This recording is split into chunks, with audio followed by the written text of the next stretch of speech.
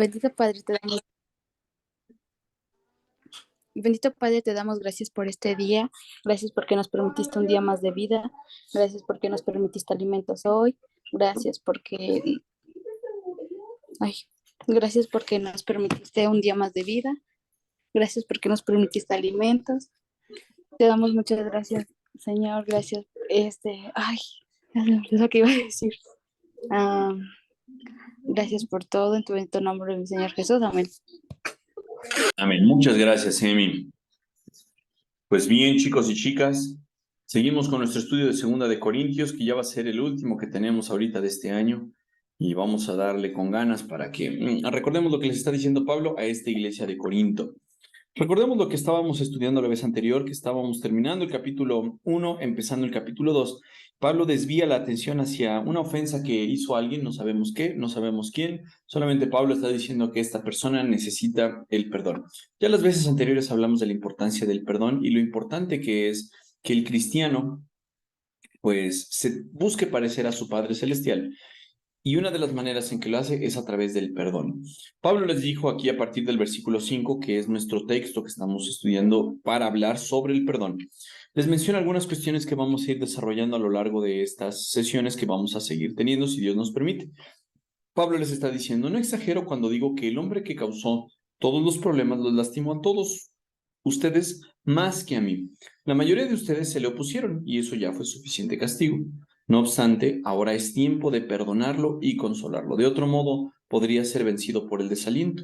Así que ahora les ruego que reafirmen su amor por él. Es bien importante que la iglesia entendiera esto para que Pablo les diga lo que hay que hacer con este pecador, porque pues el objetivo no es solamente regañar o llamarle la atención al pecador, sino el objetivo es restaurarlo a la comunión.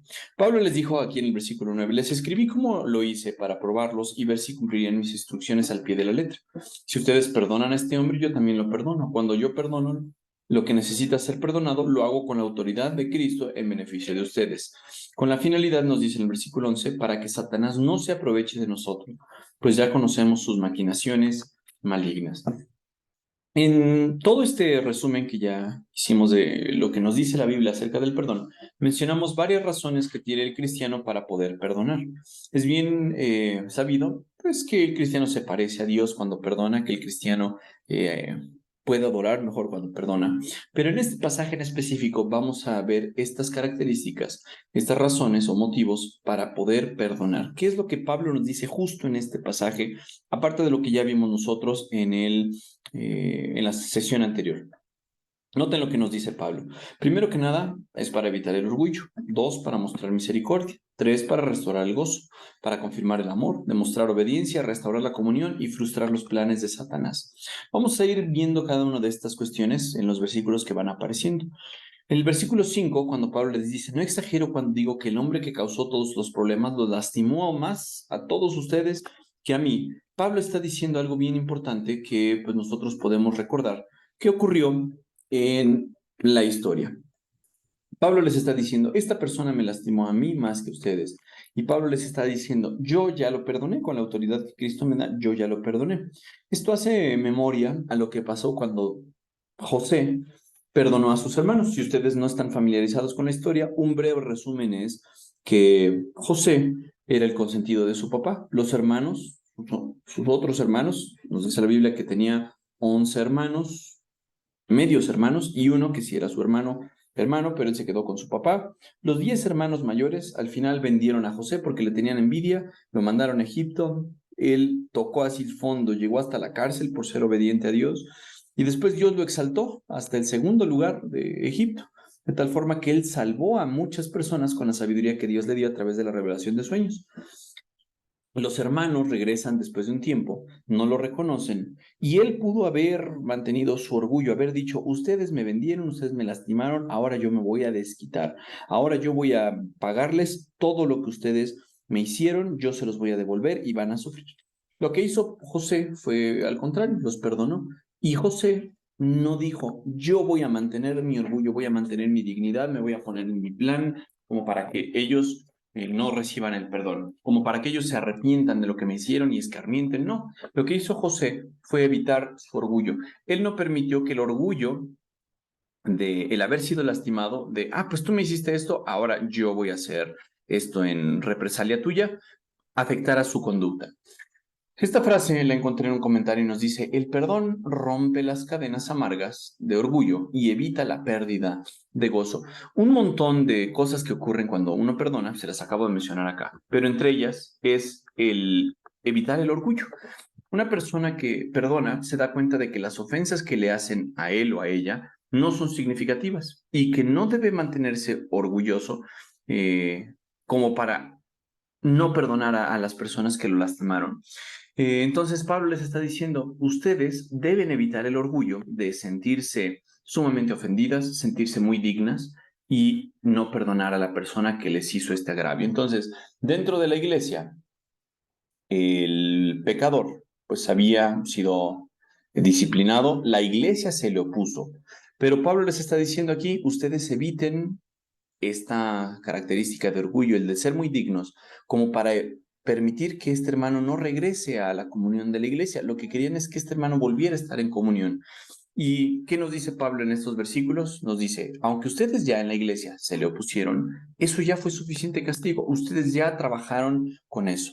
Hacemos un pequeño paréntesis porque la iglesia debe mostrar misericordia al disciplinar. ¿A qué me refiero? Cuando la iglesia aquí en el versículo 6 dijo, ok, yo ya tengo este ofensor en disciplina, pues el objetivo era que regresara con ellos para mostrarle una cosa, para mostrar misericordia. Si ellos perdonaban al pecador, lo que iba a ocurrir es que no se iban a quedar con un papel de dignos en el cual decidieran no perdonar al ofensor, pero también al restaurar una comunión iban a mostrarle misericordia. La misericordia es el amor inmerecido que Dios nos da. En algunas otras traducciones nos dice que es un amor que no nos merecemos o un amor inagotable que también menciona de Dios. Pero para que podamos entender qué es lo que tiene que hacer la iglesia, porque podríamos irnos con la finta de, bueno, ¿y qué puede hacer o qué no puede hacer la iglesia?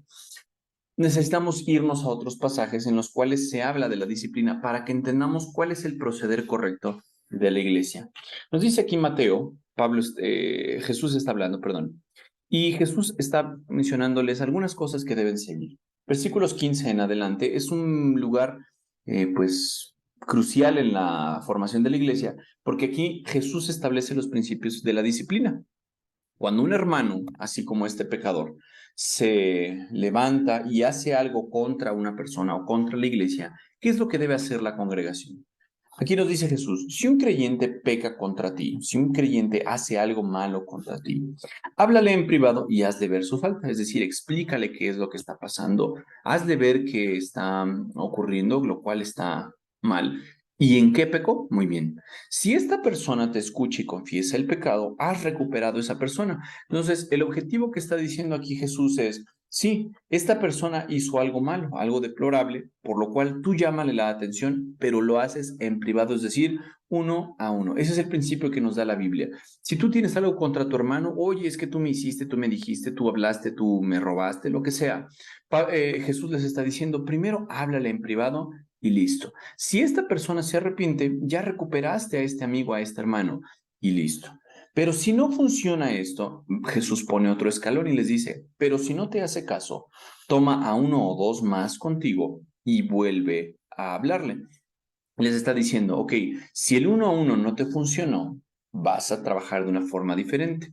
Tomas a esta persona, vas tú también con él o con ella, pero te sumas con otro testigo, dos o tres testigos, para que entre este grupito platiquen con él y le digan, oye, mi hermano, estás regándole en esto, la regaste en el otro, te equivocaste en esto, me hiciste mal, no sé, alguna cuestión que haya hecho este hermano. ¿Y esto qué le va a servir? Para que los dos o tres testigos puedan confirmar todo lo que digas. El objetivo que nos estaba diciendo Jesús era que pues, no se hiciera después un chisme, no se tomaran palabras que no se dijeron y después se hiciera un alboroto ahí. Jesús está diciendo, llévate unos dos o tres testigos que te puedan ver lo que estás diciendo para que no haya ningún problema. Pero si aún así la persona se niega a escuchar, lleva el caso ante la iglesia. Tú ya fuiste uno a uno y no te escuchó. Tú ya fuiste uno con varios testigos y no te escuchó. Ahora lleva el caso a toda la congregación para que toda la iglesia se entere y no haya ningún problema. Entonces dice, luego, Si la persona no acepta la decisión de la iglesia, trata a esa persona como un pagano o como a un corrupto cobrador de impuestos. Se le dan aquí al menos 3 oportunidades al pecador. Se les dice primero en privado, luego con un grupo pequeño y luego delante de toda la congregación. En cualquier momento se espera que este pecador se arrepienta, que este pecador reconozca su falta y diga, sí, me estoy equivocando, voy a corregir mi rumbo.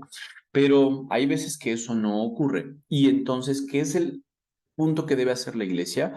Pues tratar a esa persona como un pagano, como alguien que no es cristiano, como decirle, mi hermano, yo ya te di muchas oportunidades, no muestras arrepentimiento, no quieres corregir tu rumbo errado, entonces pues salte de la iglesia, no te queremos más aquí porque vas a corromper a la iglesia, porque el espíritu de un cristiano debería ser también de arrepentimiento. Jesús les dice aquí en el versículo 18, les digo la verdad, todo lo que prohíban en la tierra será prohibido en el cielo, y todo lo que permitan en la tierra será permitido en el cielo. Uno podría decir, bueno, este versículo no lo entendemos, ¿qué significa esto? Significa esta autoridad. Jesús estaba hablando con sus apóstoles y le estaba dando autoridad a ellos de que lo que ya se había determinado en el cielo, ellos lo pudieran proclamar aquí en la tierra. Y eso, como los dice aquí, esto será prohibido en el cielo. No es porque a ellos se les haya ocurrido, sino que Dios les estaba dando la autoridad y el discernimiento para saber lo que él ya había determinado que estaba mal. Y todo lo que permitan les será permitido en el cielo. No es, repito, porque se les haya ocurrido a los apóstoles, sino porque Dios les daba sabiduría para que ellos pudieran proclamar lo que ya era permitido, lo que era bueno, y lo pudieran proclamar en la tierra. Esta es la forma en la que debe proceder la iglesia. Pablo ya había tratado duramente con alguien en la primera carta de Corintios, y ahora pues les tiene que decir esto, hermanos, ya disciplinaron a este hermano, ya lo trataron, ya lo castigaron, ahora fue suficiente, perdónenlo, muestren misericordia. Miren lo que nos dice en otro pasaje, en 2 Tesalonicenses 3, 6 al 15. Dice, y ahora, amados hermanos, les damos el siguiente mandato en el nombre de nuestro Señor Jesucristo. Noten lo que está diciendo aquí Pablo, les está mandando, no les está pidiendo permiso, no les está pidiendo, ándele por favor, a ver si ustedes son muy buenos. Pablo les habla con autoridad y les da una orden. Les dice, aléjense de todos los creyentes que llevan vidas ociosas y que no siguen la tradición que recibieron de nosotros. Pablo les está diciendo, ustedes pueden ver a alguna persona que lleva una vida ociosa, que no sigue lo que yo, Pablo, les enseñé o junto con otros apóstoles vieron, o que Timoteo, o que Silas, o que no sé, quien haya tenido parte en el ministerio de esta iglesia, les haya enseñado. Si alguien era un ocioso y no se aferraba a eso, Pablo les está diciendo una orden, aléjense de esos creyentes. ¿De quiénes? De todos los creyentes que no siguen esa tradición que recibieron de nosotros, que no siguen esa enseñanza. Tomen nota de quienes rehúsan obedecer lo que decimos en esta carta. Aléjense de ellos para que se avergüencen. Esta palabra va a tomar algo de significado porque no significa que los cristianos van a perdonar así todo sin que el agresor o el ofensor haga algo. Es decir, no es algo que solamente una parte del pleito haga. Tiene que ser de las dos partes. Una persona debe buscar el perdón de la persona que agravó, perdón.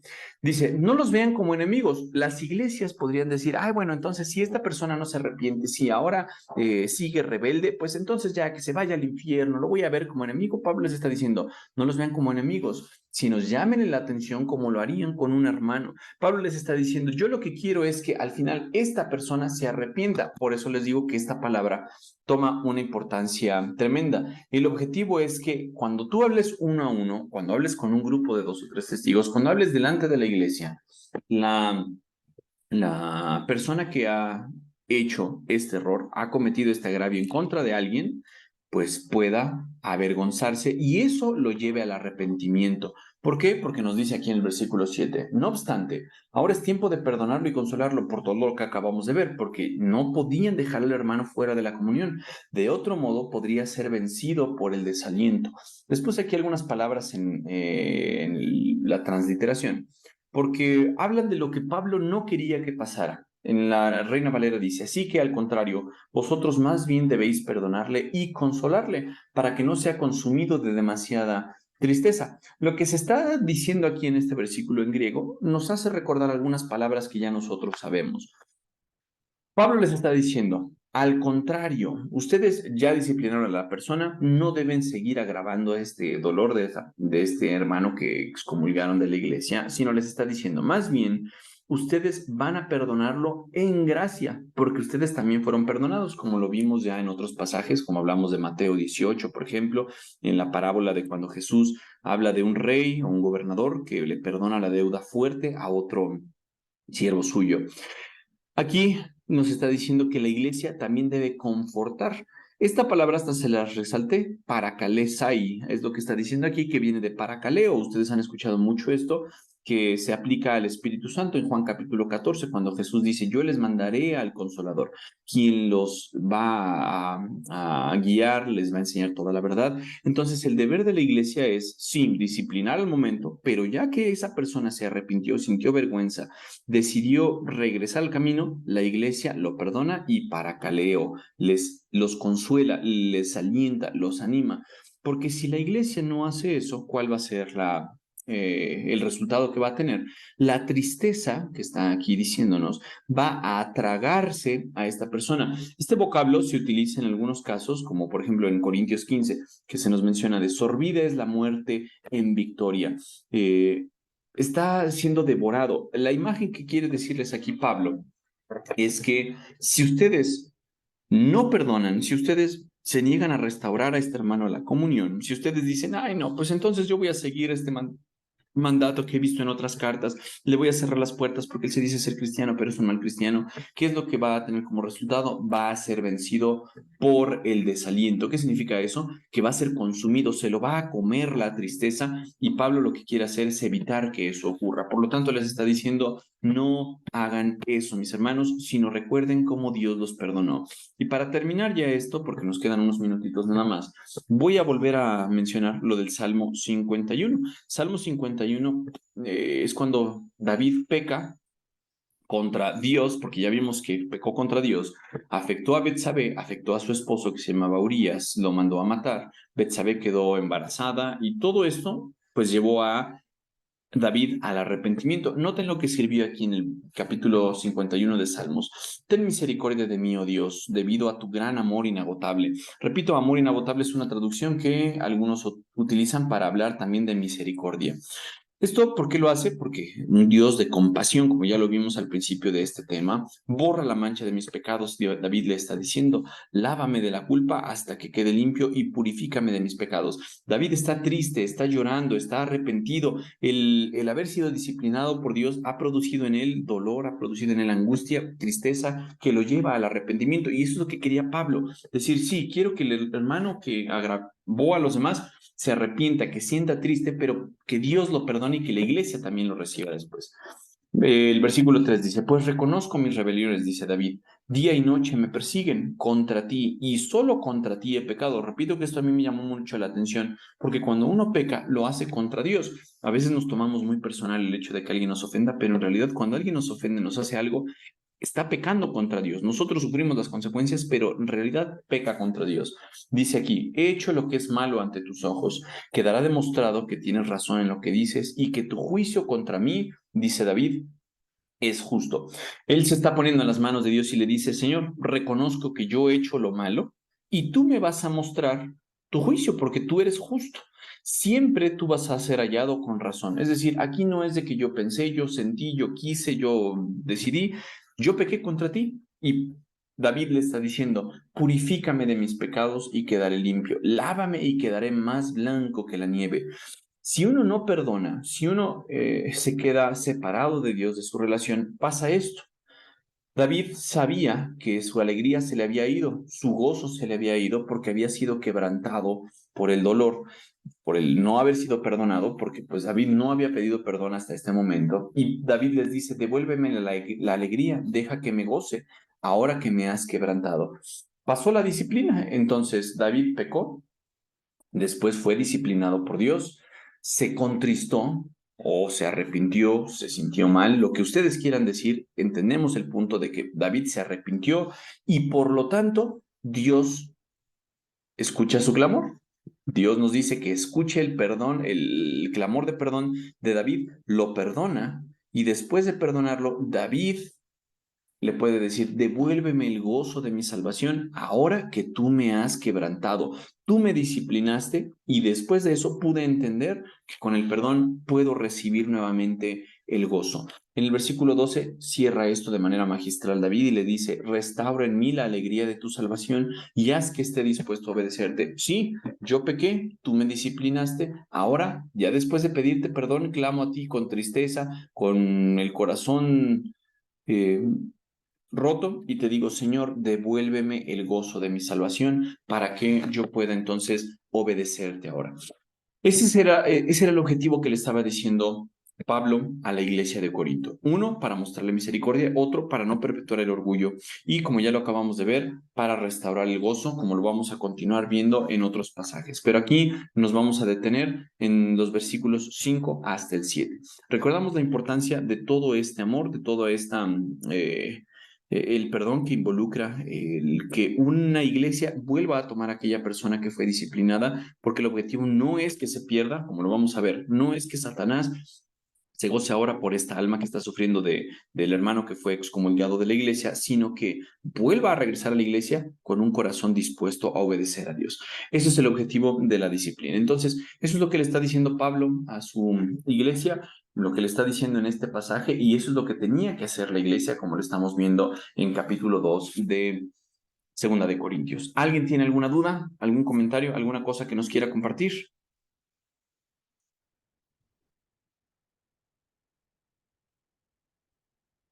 ¿No? Bueno, nos da tiempo entonces de que David nos despide en oración. Primazo, ¿nos puedes despedir en oración, por favor?